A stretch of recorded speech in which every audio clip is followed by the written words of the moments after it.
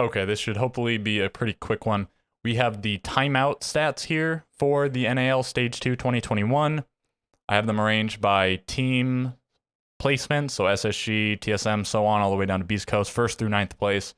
And then the columns are, of course, the team. And then we have if a team called a timeout and then they won the next round. And then we have if a team called the timeout and then lost the next round. And then mirroring that, of course, so 22, 22, and 2020. We have when a team called a timeout and then the other team won. So when a timeout was called against you and then you won the next round, and then the opposite, or, kind of the opposite, when the other team called a timeout and then you lost the next round. So as I was saying, these correspond to these. Like one of these appears whenever one of these appears. And of course, the numbers don't match up because it's, just the way the table works. Anyways, you could see some teams were better on timeouts and some teams were worse. More or less, like teams kind of improve as they go up, sort of, but not really that much. It looks like Mirage was by far the best timeout team. They called 4 and won all 4 of them, and they had 6 called against them, and they won 4 of those 6. So they were actually incredible on timeouts, interestingly. And actually, these are out of what Mirage should be here. I think I had this table made before the last play day, and then I updated it. But so Mirage should be 7th, Oxygen should be 6th, and I think it's accurate other than that. So what else is there to look at here? You'd think that the team calling the timeout would be more advantaged than the team getting the timeout called out against them, and that's true, but barely at 22-20, almost 50%. I think the first time I recorded this was during play day 7 out of 9, and at that point I think it was 17-17, or no, it was like 17-16, and then at the end of the day it was 17-17. It was straight 50-50, and some of these teams didn't have coaches for some or all of the stage. Like Xset didn't have a coach with them after Jarvis took Drip's place, because Jarvis was the coach. He took his place, so they didn't have a coach. So their timeouts are less powerful, but they won 4 out of the 7 they called, and they lost all 4 called against them. So I guess this would go to show some teams know when to call it better and some teams don't, and maybe some teams are just better in general at capitalizing on their chance to get a timeout. Keep in mind, a timeout is only 1 minute, I think, is the time for the NAL. Maybe it's different for other regions.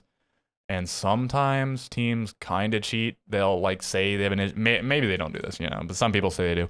Teams will call that there's something wrong with their PC or something wrong with the game or whatever. So there'll be a technical pause, and then you can't, I believe, talk to your coach during that, but you could still it's extra time to talk to your team. Whatever. During an official actual timeout for a team, you have 1 minute and you get to talk to your coach. Now, you can use this to reset your mental. Like if something weird's happened, I think the coach is the one who gets to call the timeout, and maybe players can as well. But as far as I understand, coaches can call it.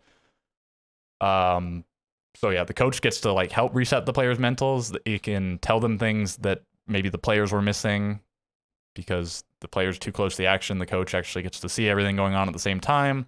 They can look at whoever's screen, all this stuff.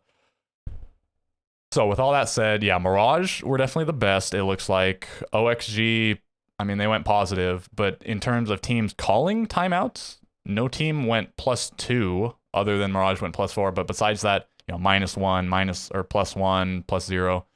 Every other, it was -2 here. No other team was nearly as good at winning rounds after calling a timeout as Mirage. And then if you look at timeouts called against them, teams were +2. TSM, 2 of these were during the 7-0s. So, after 3 rounds, their opponents called the timeout, but then they kept winning anyways.